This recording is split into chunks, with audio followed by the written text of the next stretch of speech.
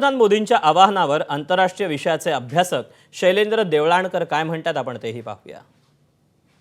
पंतप्रधान मोदींकडनं भारतीयांना केलं गेलेलं आव्हान हे अत्यंत संयुक्तिक आहे, योग्य वेळेला केलं गेलेलं आहे। सर्वसामान्य भारतीय जे आहेत ते प्रामुख्याने सोन्याच्या आयातीवरती असतील किंवा डेस्टिनेशन वेडिंग म्हणजे परदेशामध्ये जाऊन विवाह करणं याच्यावरती $1,000,000 हे खर्च करतायत।